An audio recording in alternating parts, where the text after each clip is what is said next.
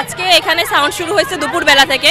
আমাদের একটা নিয়ম করে দেওয়া আছে যে টিএসসিতে 6টার পরে উচ্চ শব্দে কোনো সাউন্ড বক্স বাজবে না, যেন রোকেয়া আর শামসুন্নাহার হলের মেয়েদের সমস্যা না হয়। এই ডিসিশন নেওয়ার পরেও 6টার পর থেকে কন্টিনিউয়াসলি খুবই উচ্চ শব্দে গান বাজতেছে।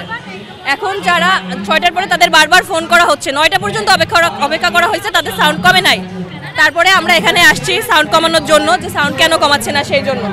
আপনি এখানে আমাদের হলের অনেক মেয়েরা আসছে যারা রিডিং রুম থেকে উঠে আসছে, পরীক্ষা পড়াশোনা করছে, কারো মাইগ্রেনের ব্যথা, বিভিন্ন সমস্যা, সারা রাত এভাবে উচ্চ শব্দ শুনতে কারোই ভালো লাগে না। এখানেই শামসুন্নাহার হল, তাদের যথেষ্ট সমস্যা হয়, এখনো পর্যন্ত সেই সাউন্ড কমায়নি।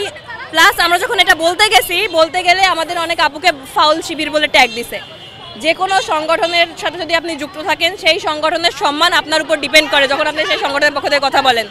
তো আপনারা কাউকে ফাউল শিবির ট্যাগ দিয়ে সরে যেতে পারেন না। শিবির ট্যাগ কেন দিবে? আর এখনো পর্যন্ত এরা সাউন্ড কমায়নি, আমাদের হলের মেয়েদের এখনো সমস্যা হচ্ছে। আমার পার্সোনালি সমস্যা নাই থাকতে পারে, আমি হয়তো অনুষ্ঠান উপভোগ করতেছি, কিন্তু আমি যখন হল সংসদের একজন প্রতিনিধি, হলের মেয়েদের যে কোনো সমস্যা মানে আমার সমস্যা নাই থাকুক, ওই মেয়েগুলোর যখন সমস্যা হবে তখন অবশ্যই আমার তাদের জন্য আসতে হবে। আমাদের হচ্ছে ডাকসু থেকে হচ্ছে মোসাদ্দেক ভাই আসছেন, জুবায়ের ভাই আসছেন, তারা আমাদের সাথেই আছে, এবং তারা চেষ্টা করেছে জিনিসটা সমঝোতা করার, এবং তাদের দিয়ে তারা কেন ফাউল শিবির ট্যাগ দিল তাদের দিয়ে দুঃখ প্রকাশ করানোর জন্য বলা হয়েছে।